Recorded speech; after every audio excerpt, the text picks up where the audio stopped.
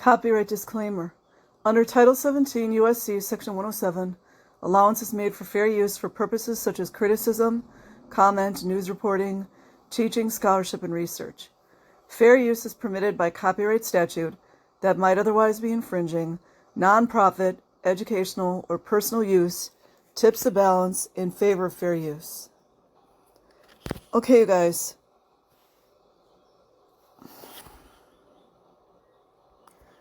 Okay, I'm not sure how I feel about this article, but I feel that it's interesting considering that Clearwater, Florida has a lot of child Scientologists. So this is not a survey about Scientology,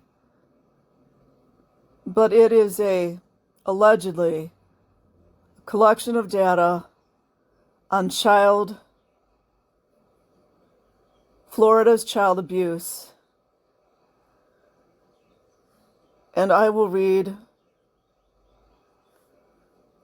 what the main highlighted area says, and then I'm going to comment on what I think. Because you know that a lot of children are harvested from child services. And that's all I'm going to say. Dated January 18th, Tuesday, 2022. Miracle in Pinellas County, Florida. First of all, that title just gives me the creeps. Child abuse suddenly plummets by 50%. Unless there's some other reason, the sheriff suddenly found a way to stop taking away so many kids. So anyone who's in the know knows a lot about the things that go on through child services. Especially when you look at United Kingdom, go check it out. It's very dark.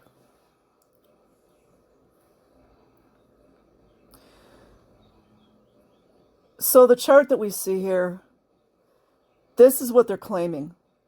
The rate at which children were torn from their homes in large Florida counties, where sheriff's offices are in charge of child abuse investigations. Note that even if Pinellas County has now cut removals in half, it's still above the state average and well above Broward County. To be really honest, you guys, I know I believe in law of attraction, and that's real. But when it comes to people reporting stats, I don't trust it. I just don't. I don't care who is reporting it. You can never report statistics without some type of bias, because we're all human. But then you always have to remember the motivation of whomever is reporting it. Hey, remember when the sheriff of Pinellas County, Florida, Bob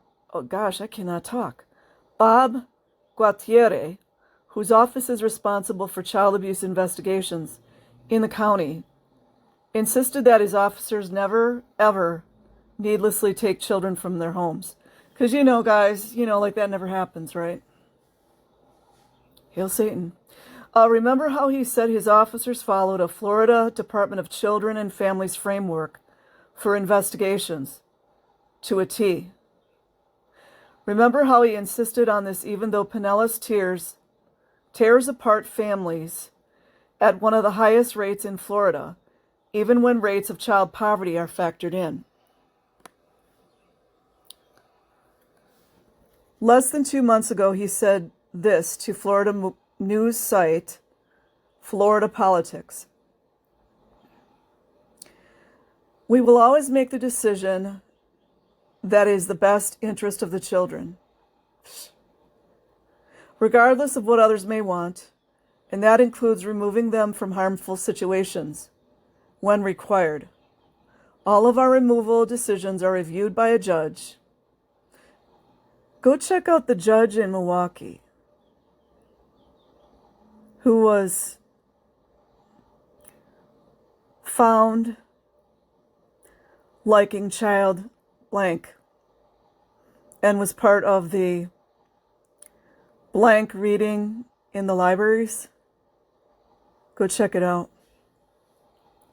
All of our removal decisions are reviewed by a judge and routinely upheld. We will continue to act to protect vulnerable children. Later, Galtieri bragged about refusing requests from the former lead agency running foster care in the county, Eckerd Connects, to please stop taking so many kids. And he did all this knowing that Eckerd was placing the children in situations so horrible that Galtieri himself was launching a criminal investigation. Either all of a sudden child abuse in these counties declined by half or month after month, year after year, until now the sheriffs tore apart famously. Golly. The sheriffs tore apart families needlessly. Eckerd Connects was complicit, and DCF turned a blind eye. But then in the miracle, as Florida Politics reports, according to a press release from the Florida Department of Children and Families, thanks to the brilliant leadership of the Florida Department of Children and Families, bet you didn't see that coming. In just 2 months, they've cut the number of children taken apart from their families in Pinellas and neighboring Pasco County by 50%. There are 2 possible explanations for this.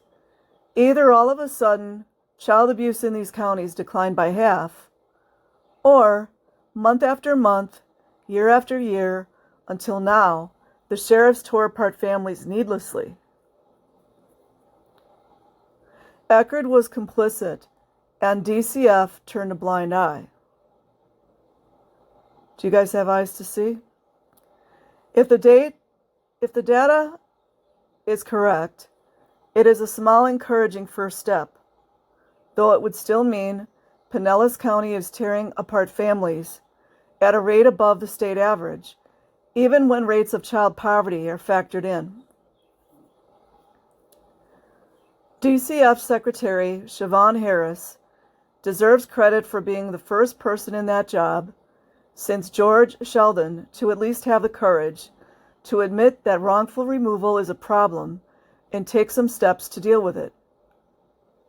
We'll see if she still has that kind of courage when the Miami Herald and the Tampa Bay Times come after her. As they will the next time there's a high-profile death of a child known to the system in these counties. And you guys notice, too, it's all the controlled everything. It's the controlled media, controlled police, controlled sheriffs. But it's not nearly enough. The DCF press release is not a testament to sudden success, but to horrifying long-term failure by Eckerd Connects, by the sheriffs, and by the DCF itself. Think of what the press release really means. Hundreds, perhaps thousands of children, needlessly traumatized, possibly for life, after being taken from everyone they know and love, due to Galtieri's knee-jerk, take the child and run approach. This goes deeper than you guys think, and the failure of others in the system to stop it. Many of those children were taken from homes that were safe or could have been made safe, only to be abused in foster care. Others were placed in conditions so horrible that, as noted above, Galtieri himself has launched a criminal investigation. Galtieri may claim that it was only all of a sudden that other agencies gave him alternatives to taking away all those children. The press release seems to suggest as much, thanks to the magnificent leadership of DCF, of course. But Galtieri is also the only one who demands no excuses from others. As he put it when talking about Eckerd, you don't whine about it, you figure out a way to make it happen. So why didn't he take the initiative and build the necessary infrastructure of prevention to make it happen? Why didn't he show the same leadership at his counterpart in Broward County, where the sheriff understood the problem and did something about it? Broward tears apart significantly fewer children than Pinellas or Pasco. The DCF press release is not a testament to sudden success, but to horrifying long-term failure by Eckerd Connects, by the sheriffs, and by DCF itself. As for DCF, it effectively admits that poverty was confused with neglect in the part of the press release, in which it brags that it's all by design, launched a direct referral process to Hope, Florida, a pathway to prosperity and care navigation for the sheriff's offices, providing assistance to 272 families who faced economic barriers to open child dependency cases. There should be no such thing as economic barriers in child dependency cases, because poverty is not neglect. And again, why did Galtieri and his counterpart in Pasco County wait for DCF? Why didn't they do this themselves?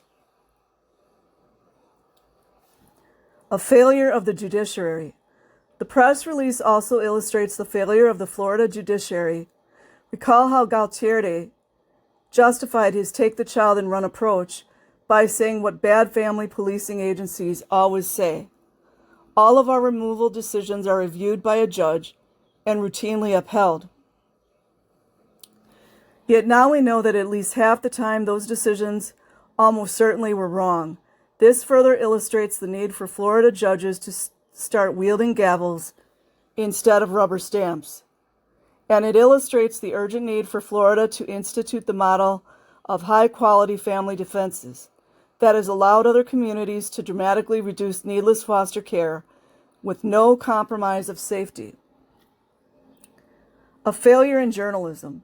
And finally, there is another factor: journalistic malpractice by the most powerful media organization in the region, the Tampa Bay Times.